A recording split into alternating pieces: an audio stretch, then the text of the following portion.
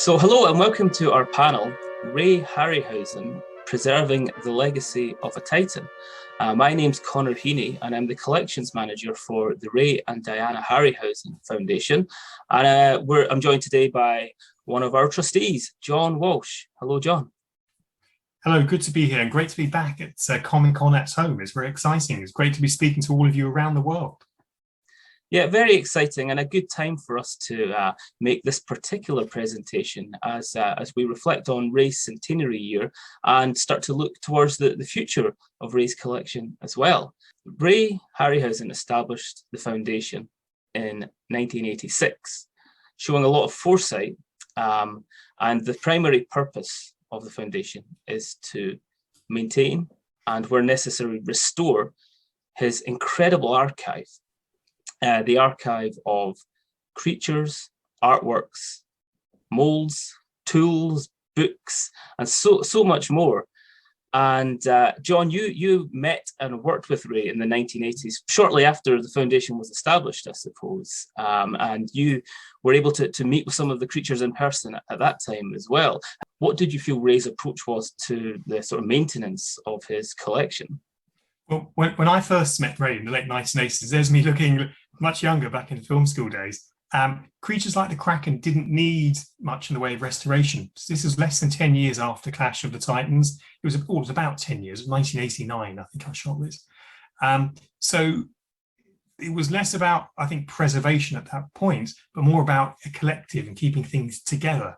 And I think other people who see the Harryhausen collection think of foresight in terms of, oh, it's film props, which they are. You know, they're props that we use models as part of film. Most people never kept them together as a collective. So I think Ray's initial thought was about the technique, his animation technique, and the collection as a whole, you know, keeping it all as a collective. And then, of course, as the 80s went into the 90s and noughties, it became obvious that to exhibit these pieces, they'd need much more than just maintaining. They'd actually need a full restoration. So, of course, there is a difference between just maintaining a collection and keeping it in its current state, and than it is to restore something. And sometimes it can be quite controversial, can't it, Connor, about should you restore something and should you not? And we've taken a unique approach. We have a kind of before and after approach here, don't we? Yes, that's right. And I think we sort of, our philosophy at the foundation has been made a lot easier by having Ray's express letter of wishes for what he wanted to happen to the creature collection.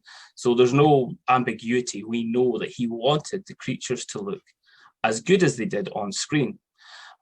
So as well as all of the reference material that we have for that, we are lucky, very lucky, to have a conservator on board who worked very closely with Ray. His name is Alan Friswell, and he worked alongside Ray to take part in this sort of initial restoration project. Now, what's invaluable about that is that Alan was also able to spend hour after hour, chatting to Ray, discussing techniques, the types of tools he would be using, the types of polymers and latex which he would be applying to the models.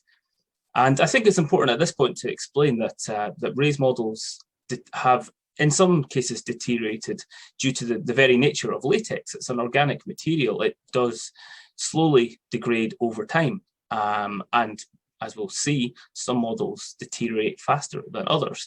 But this gave Alan a wonderful opportunity to spend hour after hour sitting with Ray and talking about different scenarios that he may encounter as a restorer, different bits and pieces that may be used and different decisions that maybe need to be made in the future. Look, let's hear from Alan Friswell himself, who is a relatively young man, actually. I think when we discuss him working with Ray, people think he's going to be a person in senior years, and of course he's not. Let's have a chat or look inside the Hydra from Jason and the Argonauts. Well, obviously I'd only seen it before in photographs and the film. In real life, it's perhaps even more impressive than it was in the film. The detail work is incredible. It's shockingly well made. It's just an amazing piece of work. The delicacy of the detail work around the heads is quite amazing. It's almost microscopically detailed. It's obviously necessary, all those models were, because on the screen they're so huge. They have to be very complex in their construction, so they appear huge on the screen. You don't give away the fact they're actually miniatures. But this in particular is amazingly well made. The detail work is so complex. And 7 heads, I mean, all with the same degree of complexity of detail, the same beauty of the sculpture. It's pretty amazing.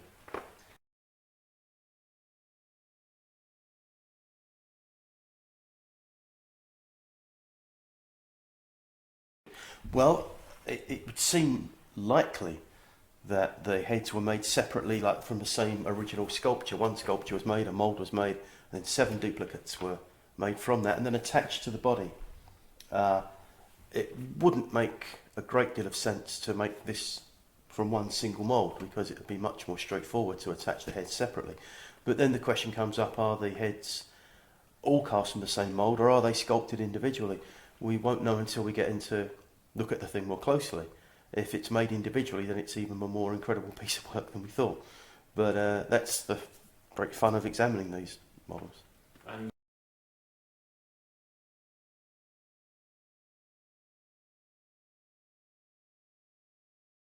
Well, it's difficult because many people now do work in stop motion. They will use frame grabbers, where you can look at a video monitor and you can see where you've been. You can see where the model has been. You can see all the previous frames, and you can work out where you're going to go.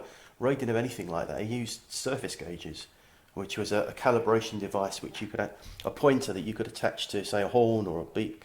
And when you move the model, the pointer stays where it is, so you know how far you've gone with the model.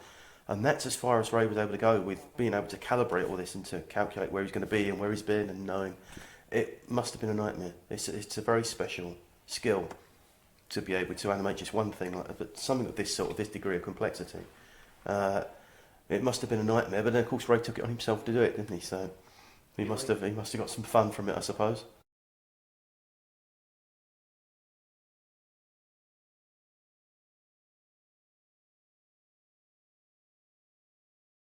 Well, we can't really animate it anymore. I mean, that's a given thing with all of Ray's figures. They're too fragile. The rubber is starting to, like, I wouldn't say solidify, but dry to an extent where if you started pulling it around, pieces would fall off. Although some parts of the neck still are flexible, it's not completely rigid. There appear to be some cracks on the neck. Other than that, it's in amazingly good condition. The heads are still in one piece. There are very few. There's a beak here, which tiny pieces come away. But outside of cracks, unless we discover something radical that we've not seen yet, it's consider it's 1963. That's, what's that, 54 years ago? That's pretty amazing.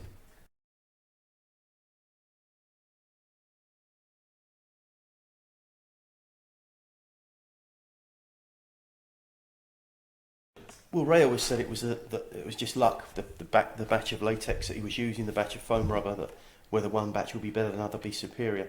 But the odd thing is possible that he used the same foam for this that he would have used for Talos, because the models were all being made at the same time. And if that's the case, then it is a mystery as to why one model would deteriorate more badly than another. Particularly this because the necks are quite slender. And again, this is the problem with slender parts of the model, particularly those that are animated a lot, because the rubber will then be stressed in that area. But again, considering the age of the model, there's very, very little damage. There's very minimal damage. So it's an amazing thing to have in front of us. And a fascinating thing there, Connor, is that the Hydra hasn't needed much TLC. And there's some speculation, as Alan said in the video, about the chemical mix being right, but a little bit spooky. Some of the naughty evil creatures, like Medusa, haven't needed as much TLC as some of the good guys. A little bit spooky, that. Yeah, it is astounding with the Hydra just how well it had survived over the years. And that was a breathtaking moment when Alan assisted me in removing the Hydra from its lair to conduct that restoration. If every model was in that kind of condition, we'd have a lot less work on our hands. Yes, so should we kick off with the next one? The next one's going to be the Kraken. Which in Nordic myth, of course, was an octopus. They're not very interesting. But in the Harryhausen reinterpreted world or reimagined world, he's sort of a cross between a lizard and a monkey. Let's take a look. Well, model animation is basically the same principle as the animated cartoon, only instead of using flat drawings, you have a model such as this. In each frame of film, you have to change the position of the model. You have to move it very slightly. You have to move the eyes, the nose, the mouth, the arms, many different parts of the body.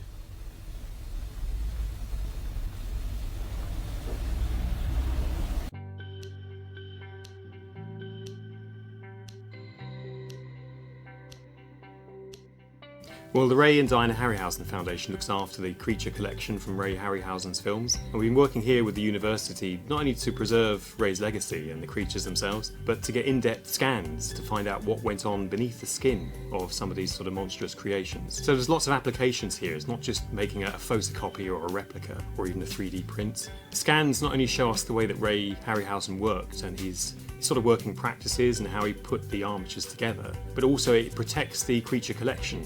It means students of animation can come and have a look inside, something they would never have been able to have done before. Through exhibitions and through our public speaking programme, we share as much information as possible about the collection and about Ray's work, and these scans and these x-rays are providing a new insight into what Ray was actually doing. So normally filmmaking is a passive experience, you watch the creatures and the film ends. But now for the first time you're going to be able to go inside the creatures and perhaps manipulate them yourselves. Whether that's through an app or through a computer program, you may be able to animate one of Ray Harryhausen's creatures.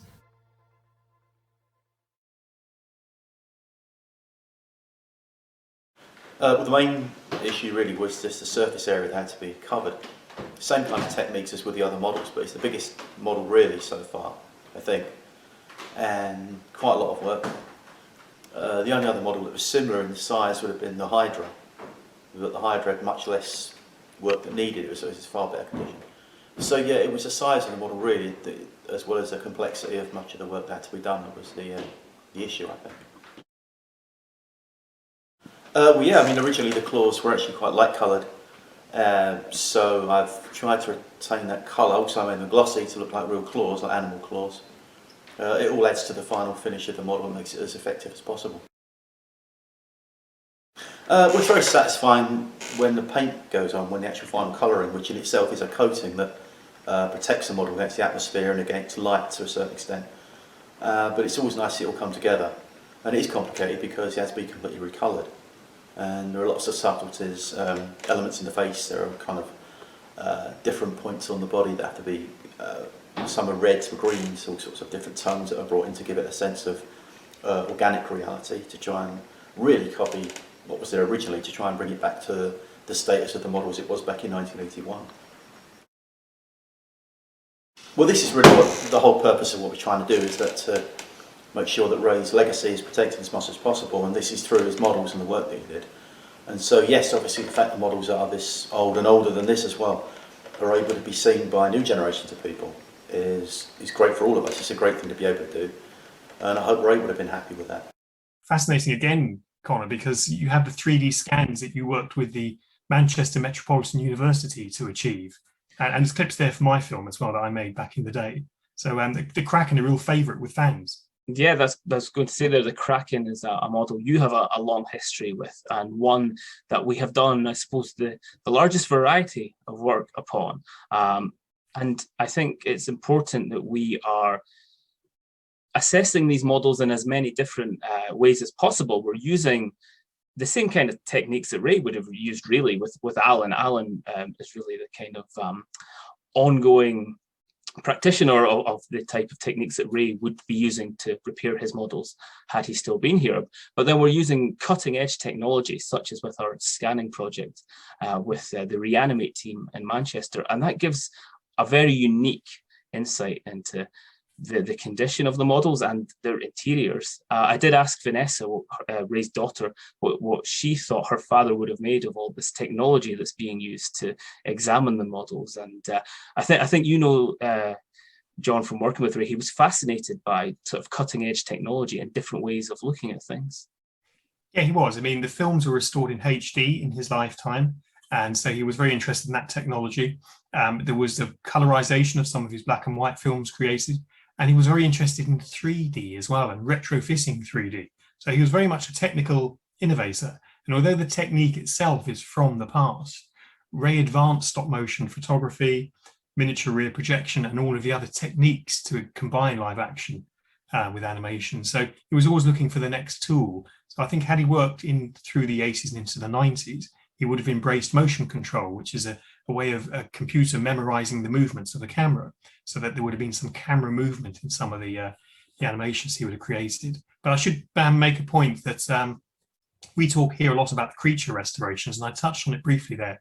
Sony Pictures and Warner Brothers, who have the MGM catalog, or did at the time of recording this, who knows what's happening with streaming services, all of Ray's films have been restored in HD. So the original film elements are very safely looked after by all the representative studios. So we're very pleased not to have to do that as well, Connor, aren't we? Yes, the movies themselves do not belong to us, but the likes of Sony Pictures have done some wonderful work in recent years in creating 2K and 4K Blu-rays. And I know that fans worldwide have loved seeing Ray's films in as high definition as possible. And there's always a big demand for them as well. They always tend to sell out quite quickly and can be quite hard to get your hands on, which again, I think is testament to how wonderful these films were in the first place.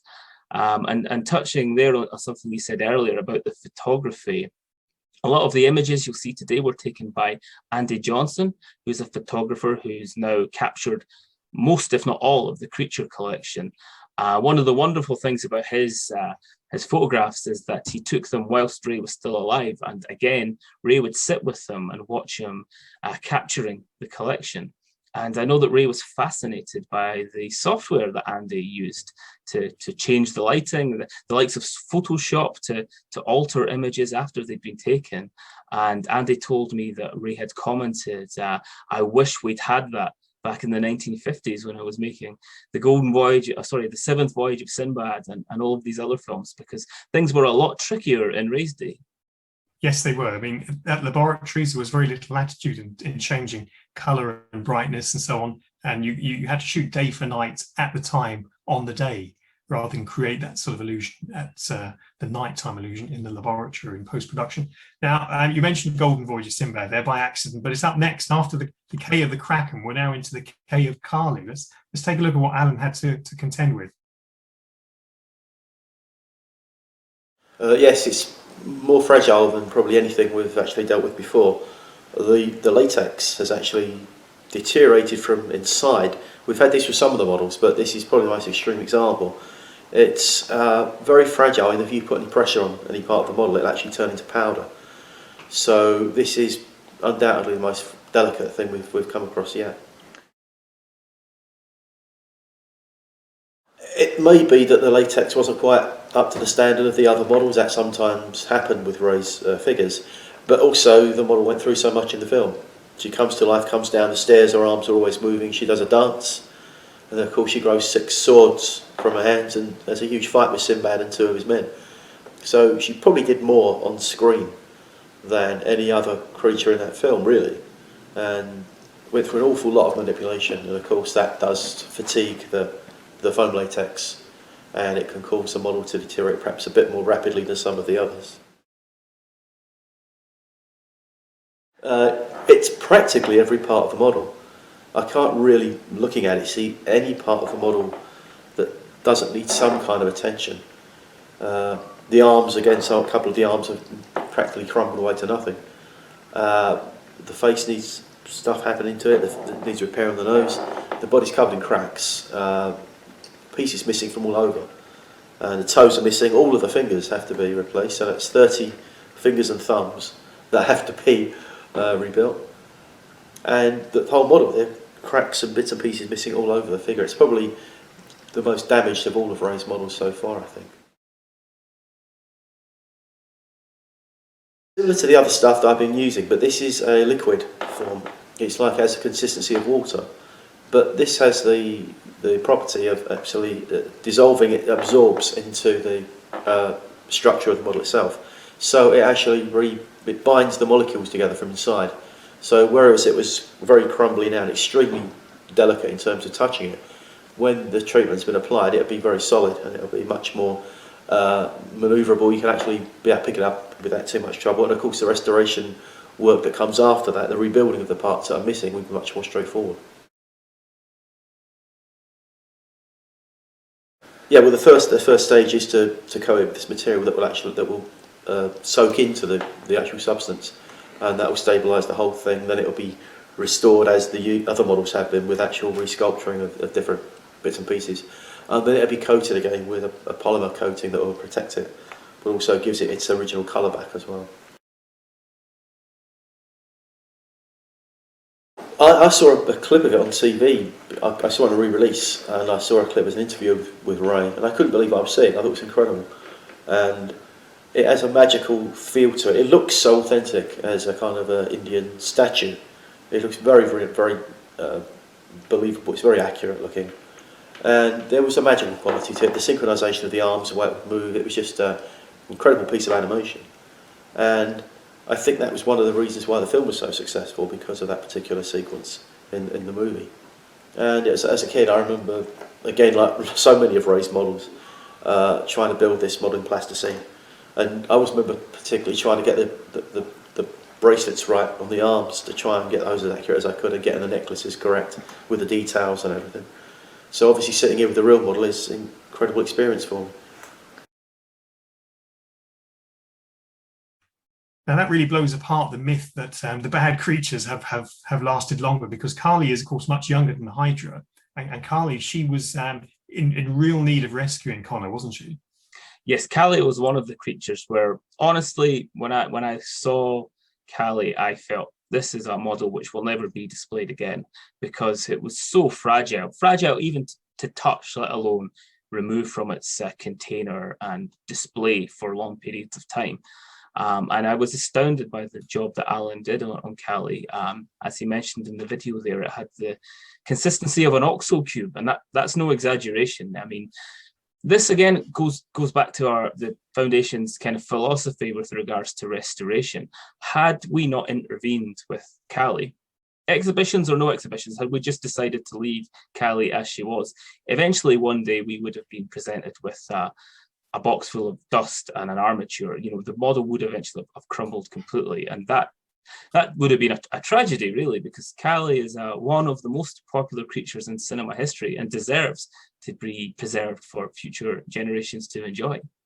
And probably one of the tastiest creatures. I can imagine if you and I were on Mysterious Island, then we'd certainly be tucking down to some lovely boiled crab, wouldn't we? Let's take a look at what Alan has to contend with. Well, it's, again, slightly different from any other of Ray's models, because of course you're dealing with a real shell. It's not sculpted, it's not cast in rubber or resin. It's actually a real shell, chitinous material, which is the same as insect shells to a certain extent. It's calcium carbonate, which is bone material in effect.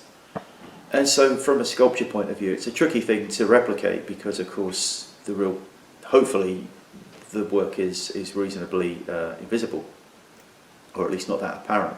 So it's a tricky thing to sculpt new material, to actually replicate what is original organic material, and to paint it as well, to colorise it to match the original. So it was tricky, but a fascinating thing to work on.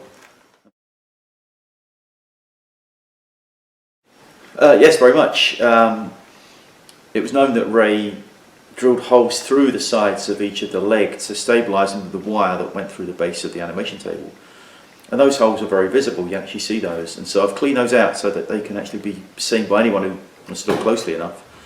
There's also a wire in the side of one of the claws for stabilisation by a wire from above. Ray used an aerial brace, because the model was rather too top heavy to support itself on the animation table. There's also a hole in the back of the shell through which a wire was also pulled through to stabilise from above. In the left claw, there are two holes drilled through the base of the claw, in which the tiny model of Dan Jackson as Neb was actually secured through wires through the claw, through the animation figure, and back through the claw again. And I found those, it was very interesting to see that. So it's an interesting sort of detective story, really, to actually, while restoring a model, to find all of these bits and pieces that Ray put in so many years ago, to actually see it how it come to life on the screen. Well, it's an adaptable process. The material it can be solid, it can be flexible, you can be rubberized if you wish. so it retains mobility. But the real trick is that it can be solidified, it can be soft, and so the trick is to sculpt a material that really suits the needs of the individual model. If it's an organic model, if it's a dinosaur, for example, you may have to sculpt scaly skin to replicate the texture of the model. If it's an organic, like a creature, like a humanoid creature, you're building muscles and skin texture looks like a human being. If it's an animal like a crab, for example, in this case, the sculpture has to replicate the effect of crab shell. So it's always a difficult thing, it's always a tricky process. And each model has its own needs. Each time we go out with this, it's a different thing we have to do. And hopefully it works out okay on each time we actually do one of these things. Now, the crab is unusual in a sense because the crab was a crab already. Ray didn't create that crab, much like the squirrel in The Three Worlds of Gulliver. The crab was purchased from the food hall at Harrods, and it's looking in splendid condition. Yes, again, I wasn't sure how Alan was going to approach the crab because it is crab shell, it's not a latex model. Through some wonderful disguise work, I guess, the new latex pieces which were used to replace any missing parts now blend in seamlessly. And again, it must be the world's most famous crab. I believe it was chosen as one of the unsung heroes during our top 10 Harryhausen creature poll last year. And fantastic to see the crab still inspiring menace 60 years on. So last up, we're going to look at the prototype for the Selenite from First Men in the Moon. And this is fascinating because he didn't make it on screen. So he's very much a backroom boy, this prototype. And yet he's got a real kind of 50s sci-fi saucer invasion look and feel about it. And it would have been great if he'd been there in the background, kind of doing a bit of a wave. I recently saw The Phantom Menace on 4K and noticed, of course, there's some ETs in the background in the Parliament sequence on Coruscant. And, it would have been nice to have seen a prototype Selenite maybe waving the sphere off at the end when they're all doomed on the moon. But let's see what Alan had to contend with.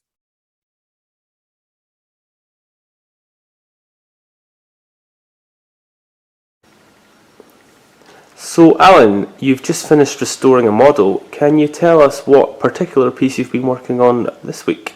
Well, this is the prototype model of one of the Selenites from First Men in the Moon, which was finally released in 1963.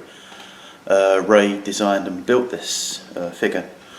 It was intended to be the primary design for the Selenite characters, but it was rejected because Ray, I think, thought it was a bit too macabre looking, a bit too scary. It does look a little bit like a kind of B-movie monster, and so Ray chose to go for the more insect-like, slender characters that you can actually see in the film. Now you've completed restoration, as we can see. This was a piece that was created in the early 1960s. Can you tell us a little bit about how the model had deteriorated over the last decades?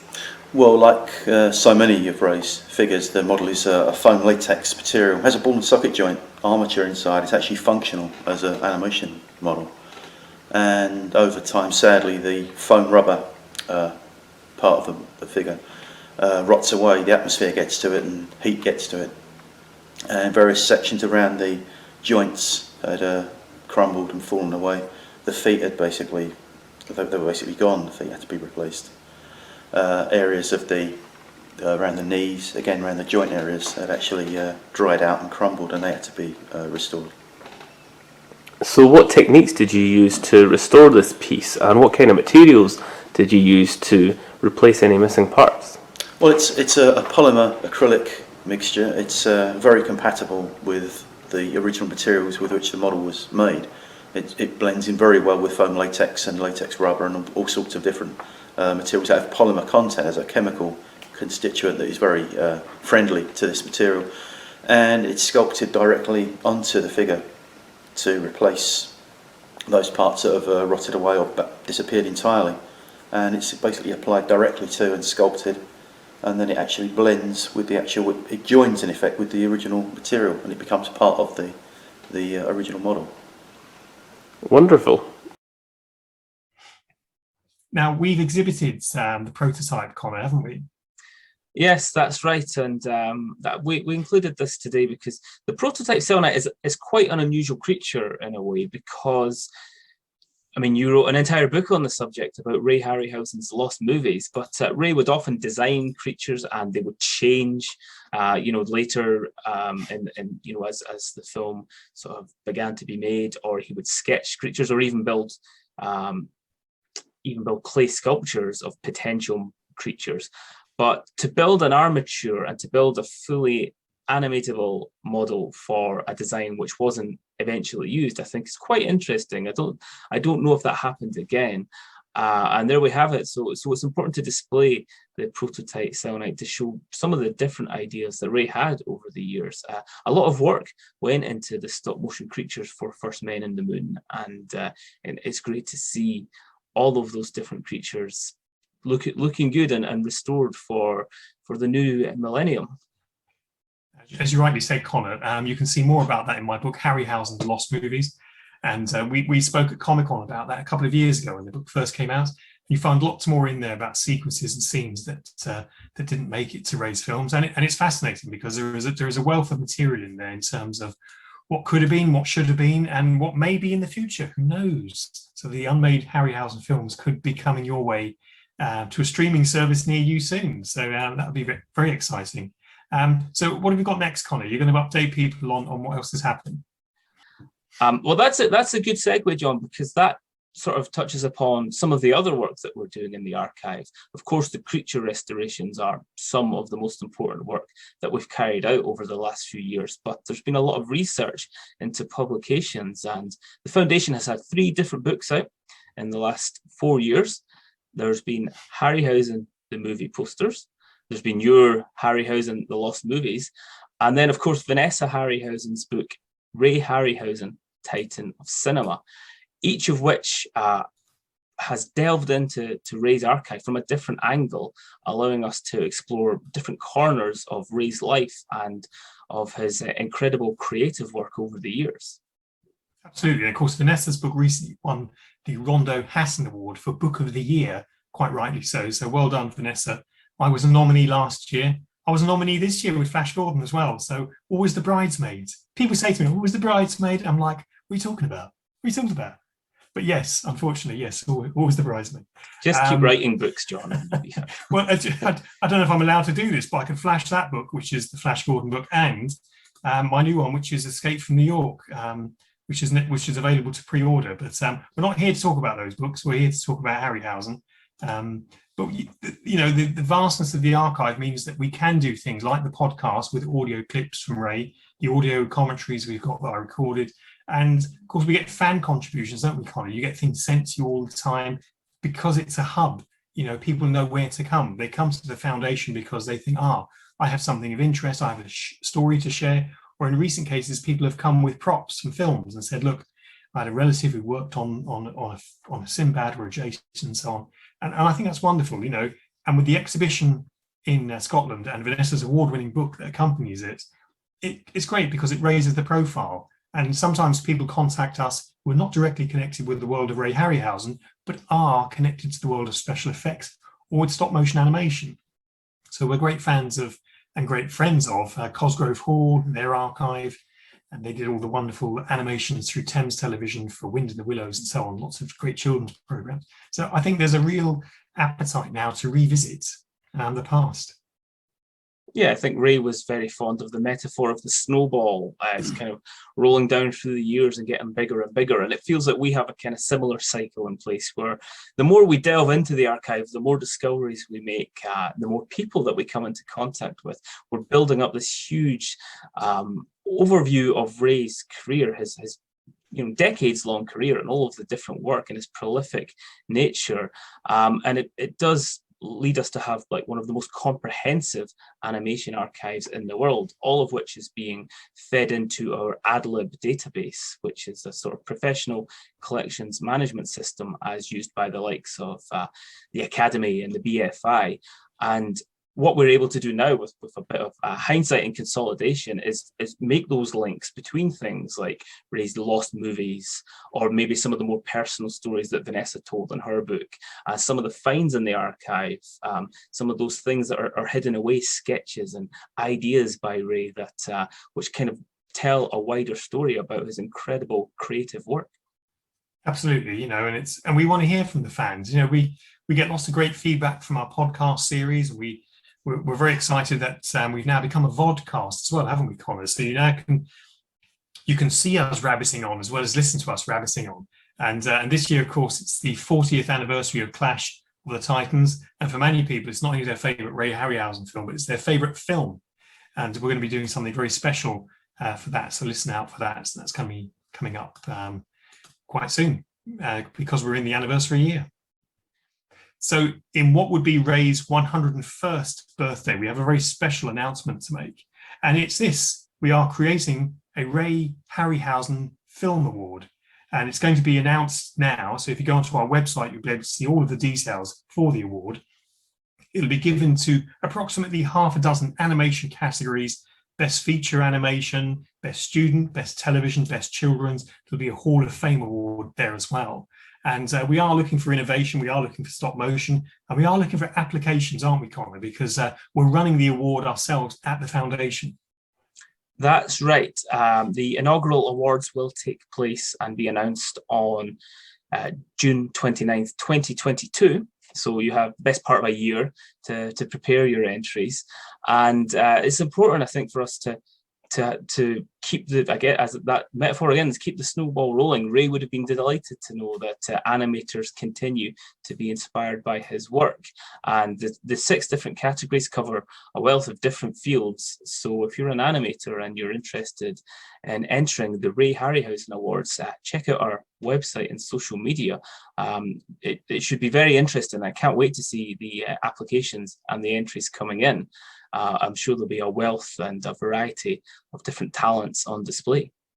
And of course, if you're a film student or you're a film school administrator or you're a producer of animation, this is for you as well. So, get your projects in, get your titles in, and try and be a winner of the very first Ray Harryhausen Animation Award.